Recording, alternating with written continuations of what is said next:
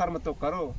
जब जब चुनाव आता है तब तब यही इसी जमीन पर जहां हम खड़े हैं यहीं चौपाल लगाया जाता है, पूरी पुलिस छावनी में तब्दील कर दिया जाता है। अरे नहीं करना है तो मत करिए जनाब, काहे जनता का पैसा आप बर्बाद करते हैं। एक दिन पुलिस की सुरक्षा लेते हैं और आई से लेकर यहाँ तक सारे किसान जो इस प्रकार से इस उम्मीद में आते हैं कि चीनी मिल चालू हो जाएगी, हम गन्ना की खेती करेंगे, हमारी कमाई बढ़ेगी, आय का स्रोत बढ़ जाएगा। अगर ऐसा नहीं करना है तो नहीं करना है, लेकिन ये झूठा वादा और दिलासा देकर उनके दिल पर खंजर क्यों। मैं एक बार फिर से कहना चाहूँगा कि ये वही चीनी मिल है जहाँ पर बड़े बड़े वायदे किए गए थे, डेंगे हाँके गए थे, कसमें खाया गया था, चुनौतियां दी गई थी सरकार को कि औराई का चीनी मिल चालू करवा दिया जाएगा, लेकिन चालू नहीं हुआ। स्थिति ज्यों की त्यों बनी हुई है। मैं आपसे एक बार फिर कह रहा हूं कि 2027 का विधानसभा चुनाव आने वाला है। आप सभी लोग सावधान रहिएगा और पूछिएगा, ये अपने हक की लड़ाई पूछिएगा कि 22 की विधानसभा चुनाव के पहले आप लोगों ने क्या वादा किया था। क्या औराई की चीनी मिल चालू हुई?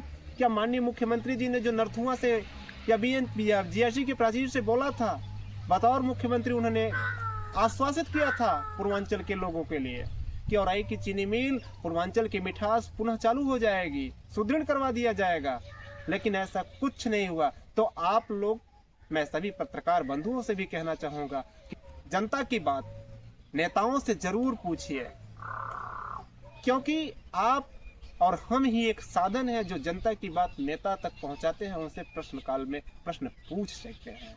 लेकिन वो दौर पता नहीं कब का था, ये दौर विचित्र हो चुका है, कोई कुछ पूछता ही नहीं।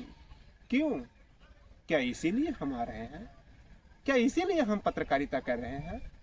सोचना चाहिए कि ये जो नेता वादा खिलाफी करते हैं उस पर हम और आप विचार क्यों नहीं करते।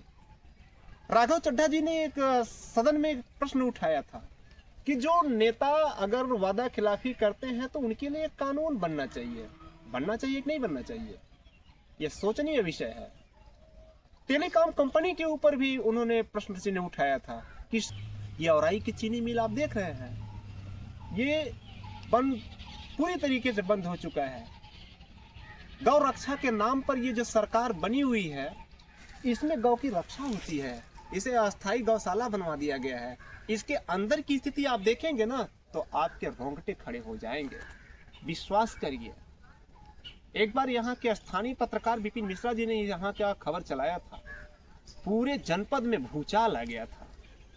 स्थिति कुछ दिन तक सुधरी थी, लेकिन अब ज्यों की त्यों हो चुकी है।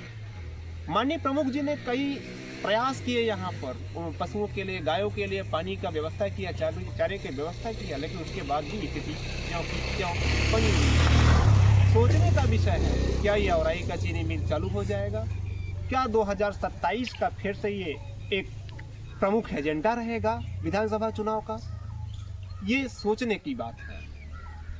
क्या 2027 के पहले ये चीनी मिल जो जर्जर अवस्था में पड़ी हुई है ये चालू करवा दिया जाएगा, या फिर सिर्फ वादा किया जाएगा, रैलियां होंगी, किसानों को गुमराह किया जाएगा, किसानों को सिर्फ बरगलाया जाएगा, किसान फिर यहाँ पर भूखे पेट आकर बैठेगा, एक समोसा एक चाय पीकर उनकी बड़ी बड़ी डींगे हाँकने वाले नेताओं की डींगे सुनकर वापस चला जाएगा। उसके मन में यहाँ पर जो स्वप्न उठेंगे, चीनी मिल चालू हो जाएगी, रात में सोएंगे, सुबह वो सपना धूमिल हो जाएगा। ऐसा कब तक चलेगा? आप कमेंट करके बताइएगा। क्या ये जनता के साथ विश्वासघात नहीं है? क्या ये जनता से ही वादा करना, जनता से ही वोट लेना, जनता सरकार बनने के बाद जनता को ही दूध में गिरी मक्खी की तरह निकाल कर फेंक देना?